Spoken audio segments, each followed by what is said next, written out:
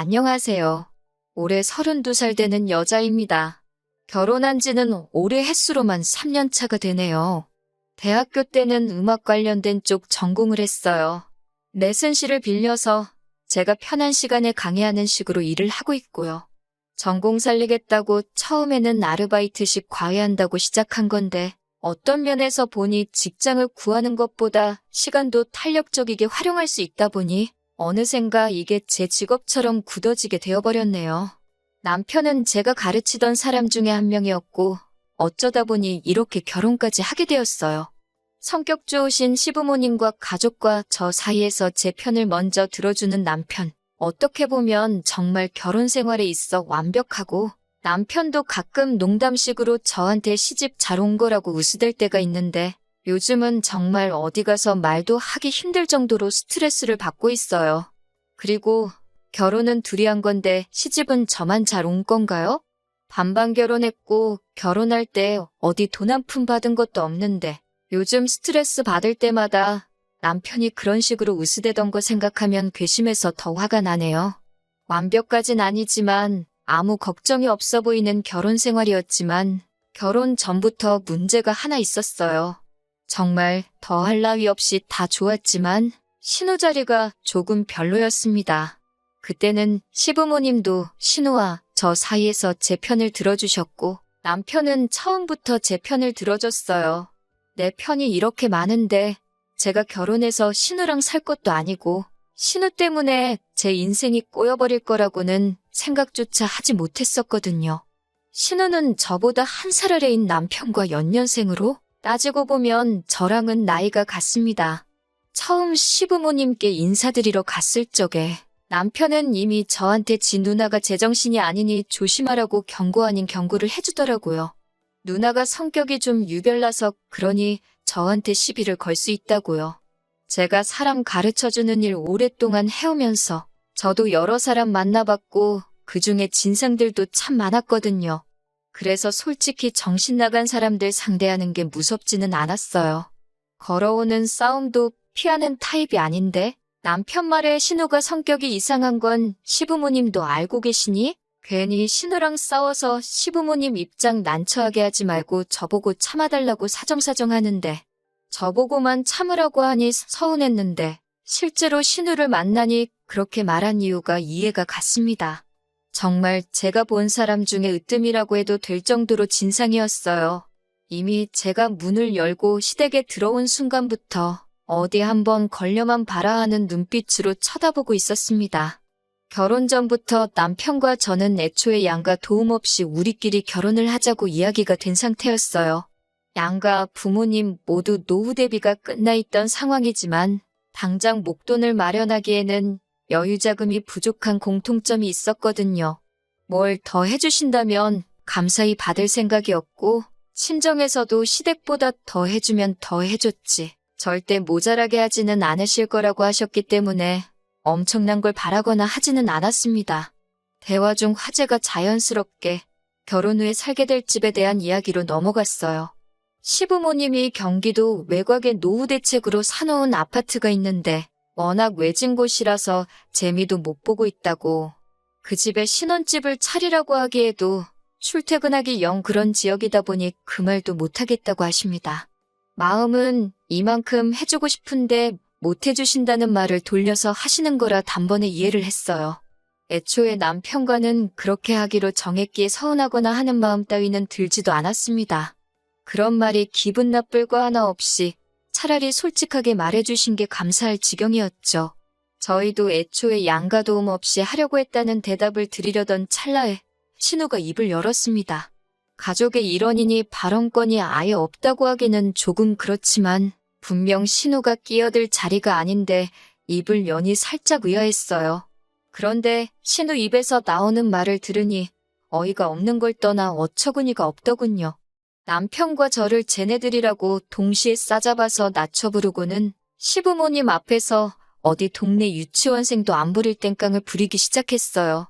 쟤들한테 그 집을 준다고 하면서 그러면 지금 살고 있는 서울집은 자기를 주는 게 맞다고 하는 겁니다. 맨날 아들만 저렇게 챙겨준다고 첫째가 버젓이 시집도 안 가고 있는데 둘째 먼저 결혼시키는 콩가루 집안이 세상에 또 어딨냐고 입에 아주 개거품을 물면서 말이에요. 신우가 시집 안 간 게, 아니, 못 간 게 그 누구의 탓도 아니고 지 탓인데 그걸 가지고 차별대운에 모내하면서 저러고 있으니 아주 꼴불견이었어요. 집도 시부모님께서 저희를 준다고 하신 것도 아니고 마음이 그렇지만 현실이 어쩔 수 없다고 사과하는 말이나 다름없었는데 그 집을 쟤네만 주고 자기는 아무것도 안 주기만 해보라고 그랬다간 지금 당장 이 자리에서 콱 혀를 깨물어 버리겠다고 하는 겁니다.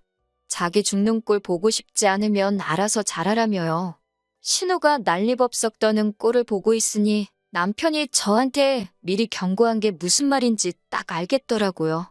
성질이 더러운 게 아니라 저건 그냥 미친 사람이잖아요. 자리가 자리이니만큼 시부모님도 제 얼굴 보기가 그랬는지 신우한테 그 이야기는 나중에 하라고 핀잔을 주시더라고요.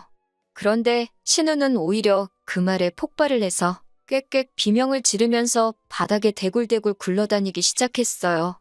제가 사회생활 하면서도 여러 사람 봤지만 진짜 이 정도로 철저하게 사람이 미치면 이렇게 되는구나 싶었던 게 신우가 처음이었습니다. 집이 난장판이 돼가기 시작하니 제가 그 꼴을 보러 여기까지 왔나 싶어서 대화를 빨리 마무리 짓기 위해 입을 열었습니다. 집은 안 주셔도 상관없고 애초에 우리 둘이서 준비하려고 했다고요. 정작 중요한 이야기는 시작도 못했는데 이미 신우 때문에 분위기가 개판이 되는 바람에 첫 인사드리는 자리는 그렇게 끝나버리고 말았어요. 그렇게 저도 상황이 일단락된 줄로만 알았습니다.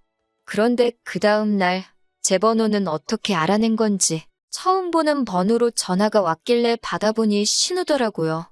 그러더니 전날 있던 일을 가지고는 아주 자기가 우스워 보이냐고 하면서 성질을 내더라고요. 머리는 폼으로 달고 다니냐고 생각이란 걸 좀 하라고 하더라고요.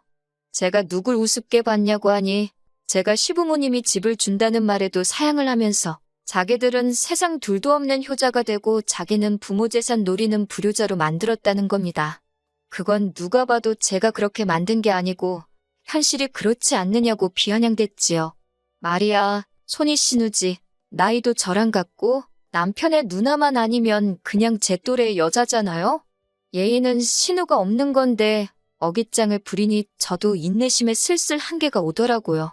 언제까지 시부모님 등골 파먹을 생각하지 말고 독립할 생각을 하라고. 그리고 그 아파트는 시부모님 재산이니 두 분이 알아서 하실 문제고 정 탐이 나거든 나는 관심 없으니까 시집갈 때 한번 물어나 보라고 하고 전화 끊어버렸습니다. 저랑 남편은 그런 거 없어도 평생 먹고 살 자신 있다고 하고요. 한마디 하려고 전화했는데 역으로 한 소리를 들으니 분했는지 전화가 계속 걸려오더라고요. 곧바로 전화번호 차단해버리고 남편한테 연락했죠. 너네 누나한테 전화 안 오게 하라고요. 남편이 자초지종을 듣자마자 한숨을 푹 쉬더군요. 이야기 들어보니 저 돌아가고 난 다음에도 집에서 저보고 아주 아랫사람들 자세가 안 되어 있다고 하면서 모가지가 뻣뻣한 거 보라고 시집만 한번 와보라고 자기가 정신머리를 아주 뜯어고치겠다며 울음장을 놓았답니다. 그리고 이어서 그날 저녁에는 시부모님한테까지 전화가 왔어요. 미안하다고 하시더라고요.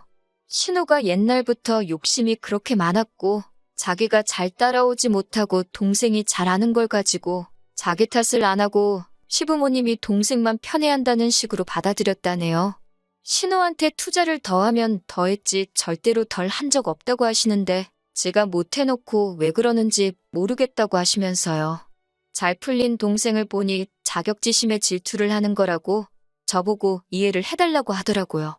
신우 시집 보내기 위해 자리를 백방으로 알아보고 계시고 신우도 딴 집으로 시집 가게 되면 출가회인의 마음을 역지사지로 생각하지 않겠냐고 하면서 저보고 참아달라고 말입니다.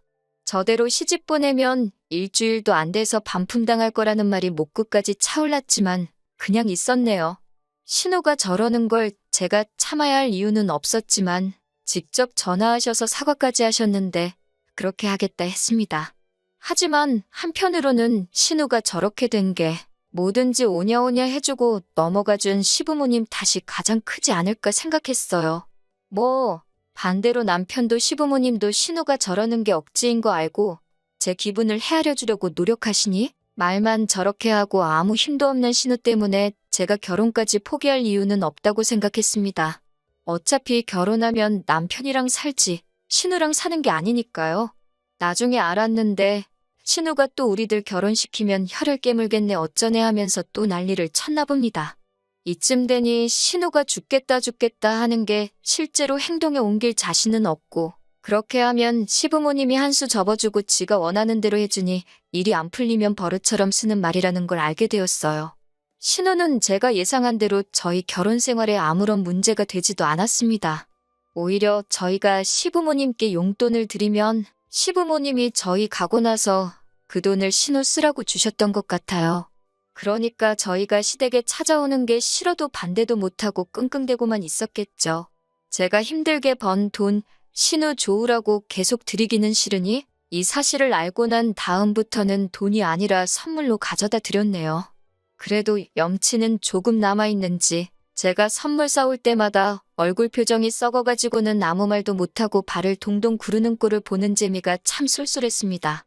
코로나 터지면서 저 같은 경우에는 하던 일에 타격이 조금 있었습니다. 레슨실 구하기도 힘들어지고 해서 한동안 일을 못하게 되었어요.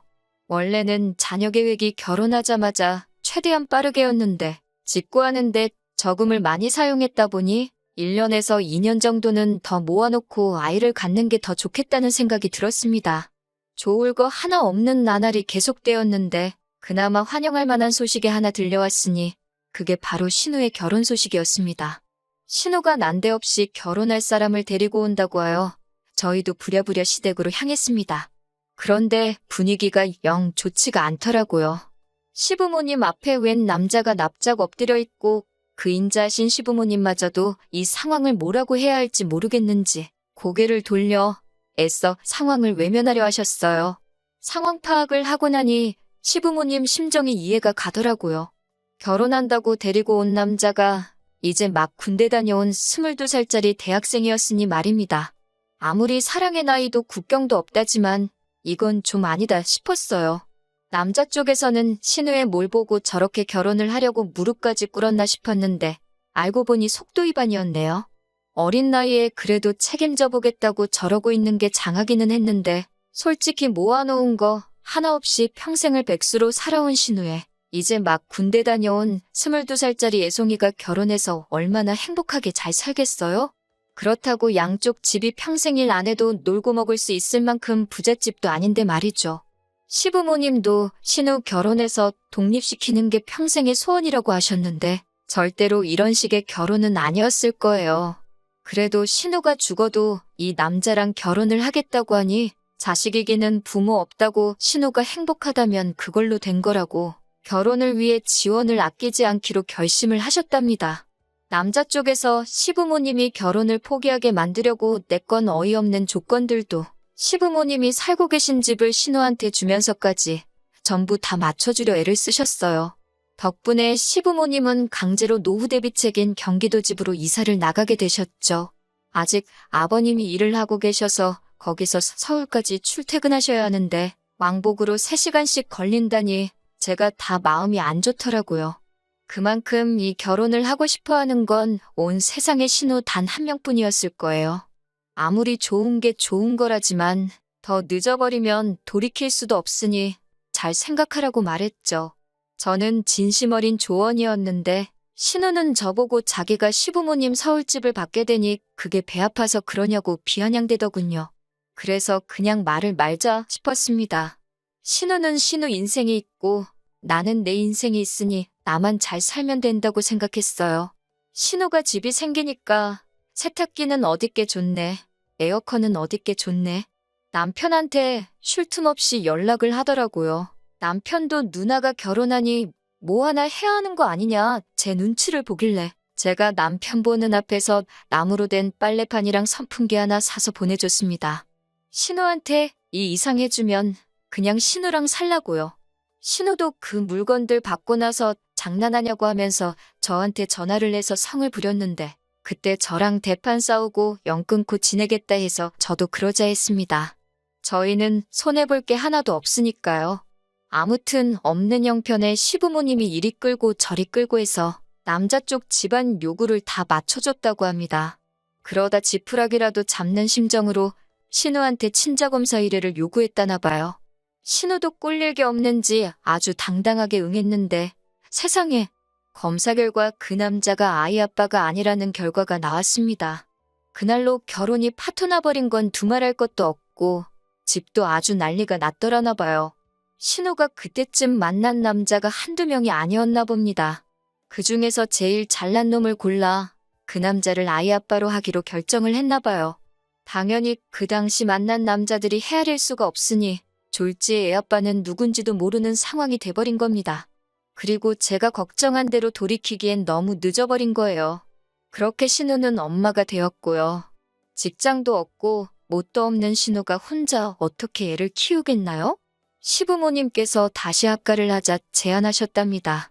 그런데 신우가 내 집에 들어와서 살 생각은 꿈도 꾸지 말라고 했다는 거예요.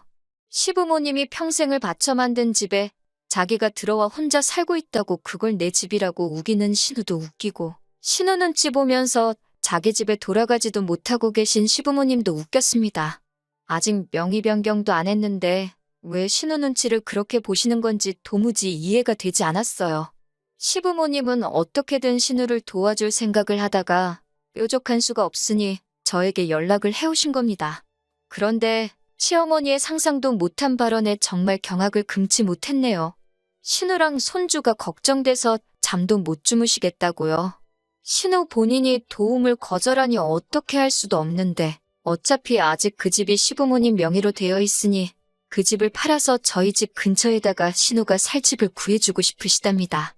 제가 요즘 일거리가 많이 줄어서 집에 지내고 있으니 제가 수시로 드나들면서 신우를 도와주면 좋겠다고 하시는 거예요. 생각만 해도 소름이 돋더라고요. 그렇게는 할 수 없단 말씀드리니 오며 가며 힘들지 않게 집도 가까이 새로 구해줄 건데 어려운 일 아니지 않냐며 꼭 좀 부탁한다고 하시는 거예요. 신우가 저희랑 연 끊고 지낸다 했다는 말씀을 드려도 막무가내셨습니다. 그래서 저도 똑같이 막무가내로 나갔어요. 제가 신우가 싼 똥까지 치워주면서 결혼 생활을 해야 하면 차라리 저도 이혼하는 걸 택하겠다고요. 지금 남편과 저 사이에 아이도 없고 결혼도 반반 결혼했는데 아쉬울 게 전혀 없다고 말이죠. 제가 강하게 나가니 시어머니도 따로 말은 못하고 돌아가셨는데 돌아가는 뒷모습이 안쓰럽기도 하고 씁쓸하기도 하고 여러 가지 생각이 교차했네요. 결국 집에 돌아와 남편과 상의 끝에 신우가 집 근처로 이사 오는 일은 절대 없도록 하고 무슨 일이 있을 때 제가 아닌 남편이 가서 신우를 도와주기로 했습니다.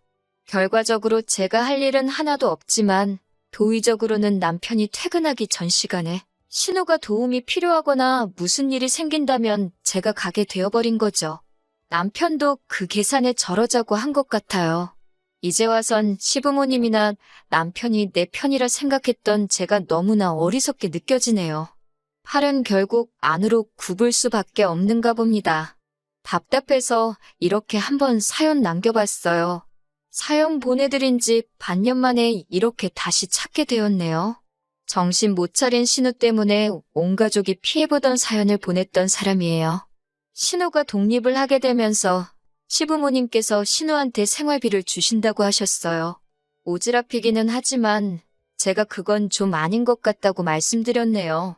솔직히 신우가 저렇게 된 이유 중에 시부모님 탓도 조금은 있는 거라고 그동안 참아온 말도 했어요. 지금은 신우가 자립할 수 있게 도와줄 때지. 시부모님께서 신우한테 더 이상 생활비를 주지 못하게 되었을 때 그때가 언젠가는 오지 않겠냐고 했죠. 시부모님이 저보고 그럼 어떻게 해야 하냐고 물으시더라고요. 신우가 시부모님이 집에 오는 걸 반대를 하고 나섰으니 하는 수 없이 집으로 출퇴근하는 시터분 한 명을 고용해서 신우한테 붙여주기로 했습니다.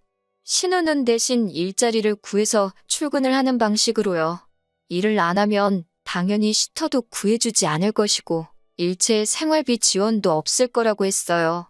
그리고 신우가 지금 시부모님에게서부터 뺏어가다시피 한 서울집은 신우가 증여세로 들어갈 돈을 모아올 때까지 명의 변경은 절대 해주지 않기로 정했고요. 그러니 신우는 하기 싫어도 일을 시작해야 했습니다. 신우가 한 달 일해서 벌어오는 돈이 집으로 출퇴근하며 아이 봐주고 집안일 해주시는 시터분 월급보다 적은, 배보다 배꼽이 큰 웃기지도 않은 상황이 발생했지만 그래도 신우가 정신 차리고 일을 시작한 부분에 의미를 두기로 했어요. 시부모님도 굉장히 흡족해 하셨습니다.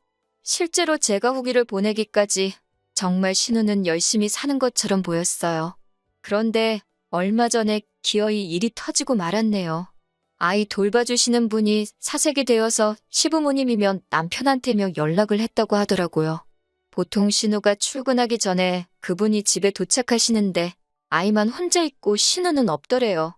시터분이 무슨 일인가 하고 집을 살펴봤는데 거기에 신우가 힘들다, 갑갑하다 뭐 이런 식의 편지를 써놓고 출근도 하지 않고 사라져버린 거죠. 집에서는 아주 난리가 났죠. 저도 그날 일정을 다 취소하고 남편도 회사 휴가 내고 나와서 시부모님하고 다 같이 집 나간 신우 찾는다고 아주 한바탕 했어요. 전화도 안 받는데 아무리 대한민국 땅이 좁다고 한들 마음 먹고 잠적한 사람을 무슨 수로 찾겠어요? 경찰에 실종신고도 하고 난리가 났습니다. 시부모님은 우리 딸 어떡하냐고 그러면서 아주 집이 초상집 분위기가 되었어요. 그리고 그날 새벽에 서울 외곽에 있는 한 술집에서 전화 한 통을 받게 되었습니다. 신우가 거기서 술 먹고 뻗어 있다는 연락이었습니다. 가게 문 닫아야 되니까 제발 좀 데려가 달라고요. 새벽에 온 가족이 차 끌고 거기로 갔더니 아주 온 가족이 걱정시킨 것과는 다르게 세상 행복한 표정으로 지집 안방인 것 마냥 퍼질러 자고 있더라고요. 사장님 말씀이 진상도 아주 이런 진상이 또 없었다고, 계산도 안 했다고 술값까지 내야 했어요. 혼자 와서 술을 진탕 마시고는 남자 손님들한테 가서 자기 술값 내주면 오늘 하루 놀아주겠다고 아주 난리도 아니었답니다. 그 와중에 합석하게 된 남자들이 저 여자가 계산할 거라고 하고는 술은 또 있는 대로 마시고 주랭랑을 쳤다네요. 뭘 어떻게 마셔야지 동네 술집에서 술값이 50만 원이 나오는지는 모르겠는데 그 주랭랑을 친 테이블값까지 계산을 해줘야 했어요. 술을 얼마나 마신 건지 집에 돌아가는 차 안에서도 세상 모르고 자고 있더라고요. 그리고 그때 신우가 제정신이 아닌 건 알았지만 가망이 있다고 믿은 시부모님께서 드디어 신우에게 가망이 없다는 판단을 하셨던 것 같아요. 다음 날 온 가족이 신우 집에서 아침을 맞이했고 신우도 실컷 자고 나서 술이 다 깨고는 그제서야 일어나더라고요. 그리고 온 가족이 자기를 구경하듯 보고 있으니 신우도 직감적으로 자기가 큰일이 났구나 싶었던 거예요. 곧바로 엉엉거리며 눈물부터 솟더라고요. 혼자서 애 키우는 게 얼마나 힘든지 아냐? 아빠도 없이 자랄 아이가 너무 불쌍하다. 전부 감정에 호소할 만한 것들로 말입니다. 시어머니가 눈 하나 깜빡 안 하고 그래서 어떻게 하고 싶어서 애도 집에다 내팽개쳐두고 술을 마시러 간 거냐고, 애한테 아빠만 들어주려고 그 먼 곳에 있는 술집으로 간 거냐고 화를 내시니 신우가 완전 쫄아서 당황을 하더라고요. 이게 아닌데? 평소였으면 먹혔을 텐데 하는 표정이었죠. 그러고서는 부린다는 억지가 솔직히 아이 혼자 못 키우겠다, 너무 힘들다, 아빠 없이 자랄 아이 생각하면 자기도 마음이 아프다 했던 이야기 계속하면서 마침 저희 부부가 얘가 없으니까 저희 보고 아이를 데려다가 키우면 좋겠다고 하는 겁니다. 그리고는 또 이러다가 나 힘들어서 죽겠다, 가끔씩 나쁜 생각이 든다 하면서 평소에 하던 죽겠다는 레파토리를 또 하고 있는 거예요. 사람 못 고쳐 쓴다더니 고작 3개월 하는 거 보고 신우가 정신 차렸네 했던 저희들 꼴만 우스워졌죠. 시어머니가 신우한테 슬그머니 다가가더라고요. 평소에 저렇게 나오면 시어머니가 달래주고 한번 껴안아 주셨나 봅니다. 신우가 팔을 뻗어서 시어머니한테 안기려고 하더라고요. 저도 그 모습을 보고 이번에도 그냥 저렇게 넘어가는가 보다 하고 한숨이 나올 지경이었죠. 근데 짝 하는 소리에 놀라서 보니 시어머니가 신우 뺨싸대기를 한 대 올려붙이시더라고요. 자식 새끼 배 아파 낳은 어미가 할 소리냐고, 그 정도 힘든 걸로 애를 버렸으면 너는 벌써 골백 번도 버려졌을 거라고 하면서 쉬지 않고 신우 뺨이며 등짝이며 아주 시원하게 두들기셨어요. 결국 신우는 물려받기로 한 집까지 다시 빼앗기고 시부모님이 이 집으로 다시 들어와 지내기로 했습니다. 아이는 시부모님이 돌봐주시기로 했고 신우는 그 길로 쫓겨났어요. 사람 돼서 살 준비가 되기 전까지 돌아올 생각 말라고. 아이는 당신들이 너가 하는 것보다 훌륭하게 키우고 있을 테니 통장에 2천만 원 채워서 혼자 살아갈 수 있다는 모습 보여주기 전까지는 이 집에 얼씬도 하지 말라고 말하고요. 신우는 시부모님 발목 붙잡고 제발 살려달라고 펑펑 울다가 시부모님이 단호하게 안 된다고 하시니 그때부터는 저한테 존댓말까지 하면서 저 좀 그 집에서 살게 해달라고 제발 좀 살려달라고 울더라고요. 제가 어머님 뜻을 어떻게 거역하겠어요. 형님 하고 거절했지요. 결국 신우는 자기 짐 챙겨서 쫓겨나게 되었어요. 시어머니가 참 어려운 결심을 하신 것 같아요. 제 말이 100번 맞다고 하면서 신우가 저렇게 된 거 다 당신 탓이라고 내가 저렇게 키워놓고 저한테 도와달라고 해서 미안했다고 하시며 신우는 책임지고 당신이 다시 사람을 만들어 놓겠다고 하십니다. 남편 통해 신우 소식을 전해 듣고는 있는데 지금 숙식 가능한 기숙사 공장을 들어가서 열심히 돈을 모으고 있다고 해요. 아이는 잘 크고 있냐고 물어보고 보고 싶다고 하는 게 이제 모성애도 생긴 것 같은데 아직 정말 개과천선했는지는 좀 더 두고 봐야 할 일이겠죠. 시부모님도 아직 시기상조라고 신우가 많이 보고 싶지만 좀 더 지켜보고 확신이 서기 전까지는 볼 생각이 없다고 하십니다. 무엇보다도 이젠 더 이상 제가 신우 뒷바라지까지 생각하지 않고 지낼 수 있게 된 부분이 가장 마음이 후련하네요. 이제 저희 부부도 시작도 못한 자녀 계획 시작하고 다시 행복하게 살아갈 준비를 시작해야겠어요.